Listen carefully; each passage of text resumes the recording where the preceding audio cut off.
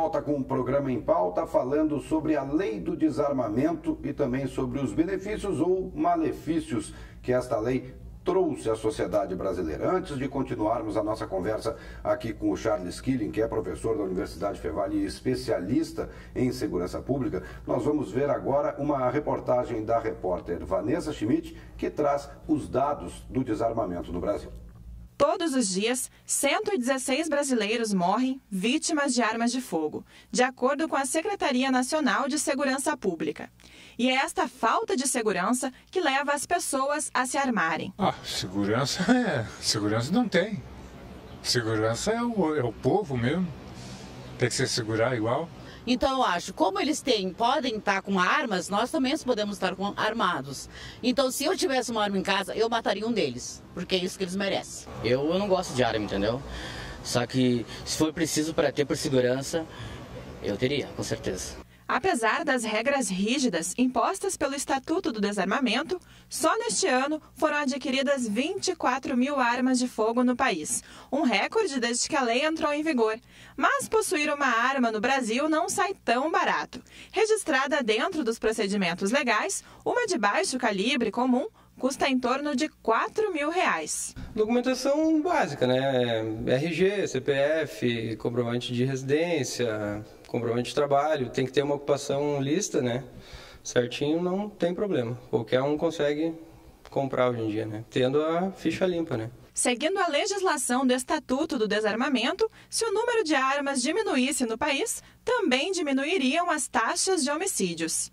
Dados divulgados durante o 9º encontro do Fórum Brasileiro de Segurança Pública revelam que nos últimos 12 anos, o Estatuto do Desarmamento evitou 121 mil mortes no Brasil. Entre os anos de 1979 até 2003, antes da aprovação do Estatuto, cerca de 500 mil brasileiros morreram vítimas de arma de fogo. A arma sempre é usada, né? Homicídio, a maior parte dos homicídios são praticados mediante arma de fogo. Assim como os assaltos também, geralmente são praticados com arma de fogo, né? Claro, pela questão ofensiva, pela questão, né, de podendo causar uma morte, então eles partem com arma, né, que vai causar um impacto. Conforme este especialista em segurança pública, mais de uma década após a aprovação do Estatuto, circula pela Câmara dos Deputados um projeto de lei que prevê a flexibilização das regras. O projeto de lei 3.722/12 altera a idade mínima para a compra de uma arma de 25 para 21 anos. A lei ela vem se adequando de acordo com os componentes culturais da população. Se percebeu que, a partir dos 20, 21 anos, os jovens, o adulto jovem já começa a portar arma. Então a lei ela vem alcançar também esta população. Em certa medida, quando a gente começa a acompanhar as próprias pessoas que vão trabalhar no âmbito da segurança privada ou mesmo da segurança pública, com 21 anos eles já estão portando arma. Tá?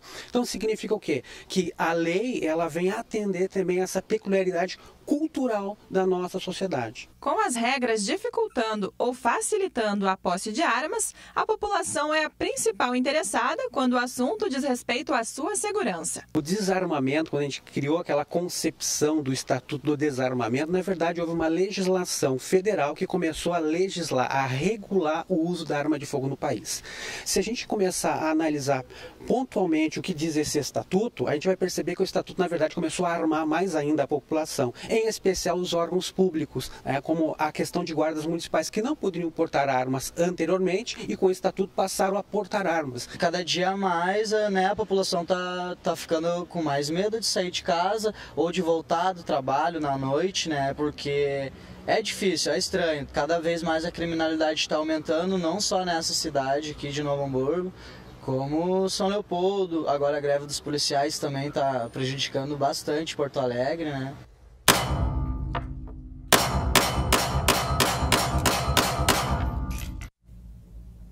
Pois é, como a gente pôde observar na matéria, teu discurso está indo totalmente contraditório ao que a população diz, Charles. Como a gente viu daquela senhora, eu queria ter uma arma para matar um bandido dentro da minha casa, né? esse é o problema da população se armar também, né? Porque você acredita que eu tendo uma arma, tendo uma, digamos assim, uma proteção, eu vou me prevenir contra qualquer ação agressiva. Mas como a gente estava comentando, o criminoso ele já vem com arma de grosso calibre. Basta ver o que aconteceu em Canoas com uma senhora na parada de ônibus. Tá? Ela foi alvejada, digamos, por uma bala perdida, aonde grupos criminosos estavam visando apenas um detento do semiaberto. Tá? O alvo não foi arma de pequeno calibre ali, o alvo era o criminoso, mas a bala perdida de uma arma de grosso calibre acabou atingindo essa senhora que estava protegida, digamos assim, por uma espessura de ferro, de metal na parada de ônibus. Então, olha a potencialidade das armas que a criminalidade usa e olha o tipo de potencial de armas que a população pode utilizar. A gente não vai ter condições de fazer frente a este armamento mais pesado, mais potente que a criminalidade utiliza. Tá? Esse tipo de arma pesada, de grosso calibre, não é oferecido para a população. Então, em linhas gerais, a gente até pode pensar, bom, vamos ter uma arma. O estatuto me permite ter arma, ok, mas ela não vai fazer frente quando o criminoso quiser cometer qualquer tipo de ação contra a população civil. Até porque a população civil também não tem um treinamento adequado e qualificado para reagir a uma situação dessa. De fato. E a criminalidade, quando ela quer cometer qualquer tipo de ação delituosa, criminosa, ela já vem pensando de forma ponderada, já vem a tempo, fazendo a sua estratégia, e ela vai sempre pegar a pessoa de forma desprevenida. Tá? Ele não vai agir se não tiver uma leitura de realidade para perceber, não, aquele ali eu posso agir e com aquele outro não posso agir porque ele já tem preparo, tem uma arma mais potente, mais pesada. E se ele enxergar que aquele lá tem uma arma mais potente, mais pesada, ele vai procurar uma ainda mais potente e mais pesada para poder fazer frente. Se o foco dele é esse, é a questão de carro forte. Tá? Ele sabe muito bem. Bom, eles usam caminhão, eles roubam, furtam caminhão e usam caminhão para cima dos carros fortes, fazem, acontece. Né?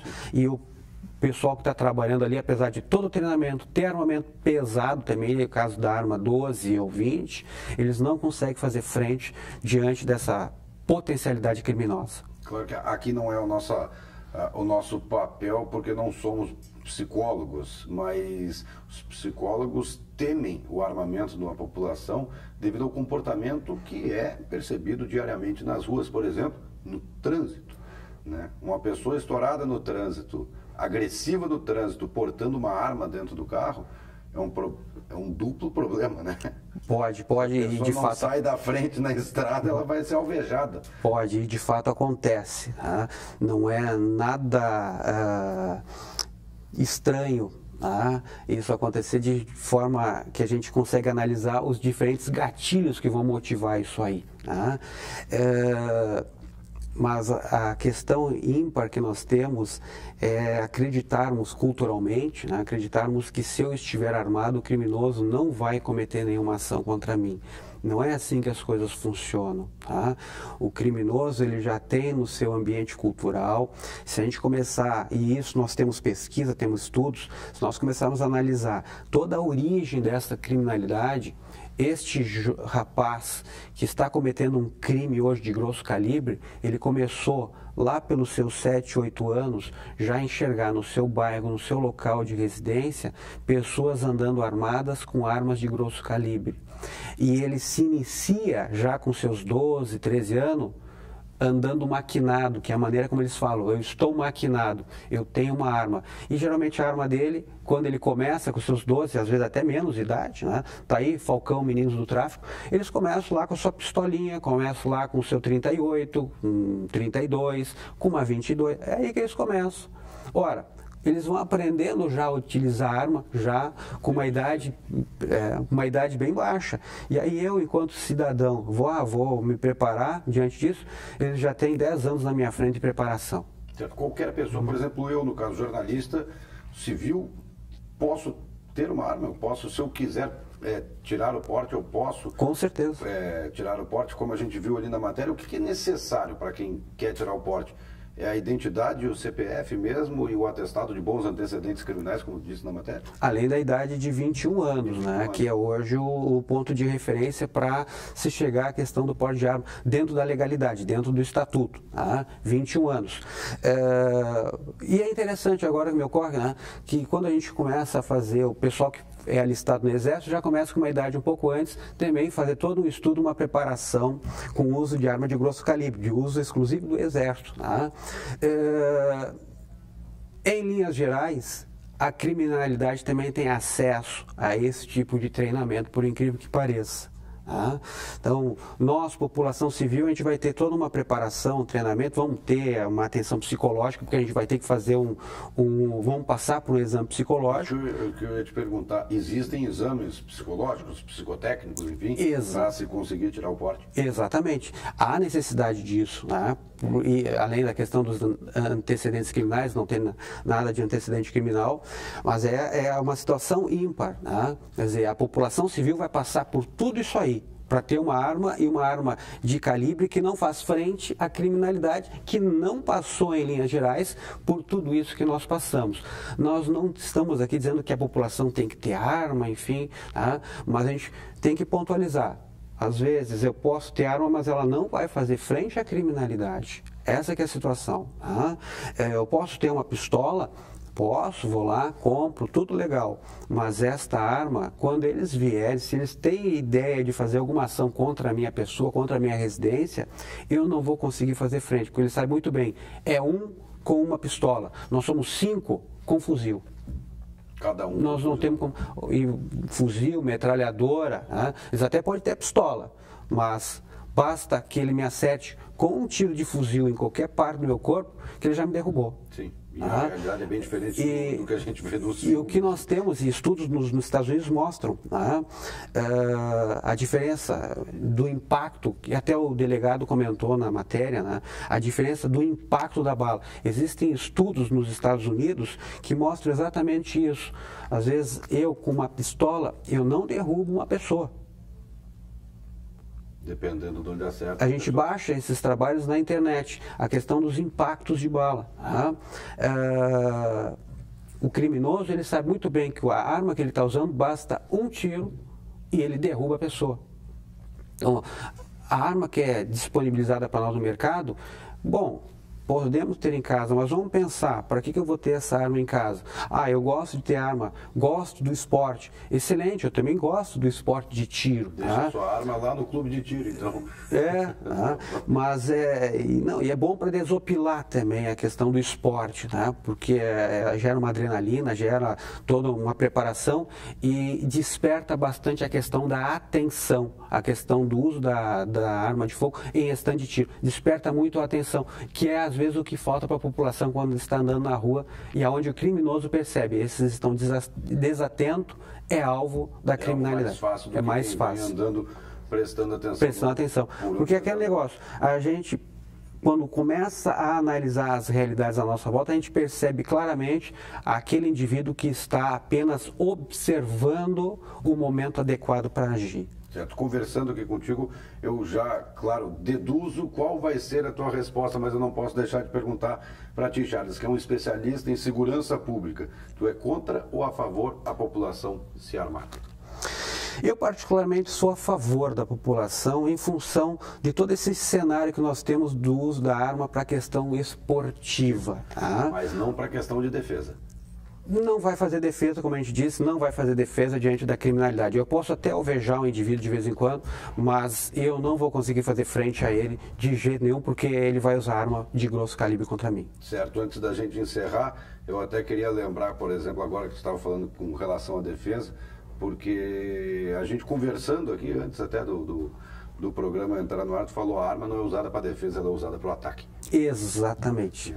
Essa é a finalidade. Então é aquele negócio. O criminoso, ele já vai te atacar, ele vai te atacar com arma de grosso calibre. se a gente começar a analisar em termos de mundo, tá?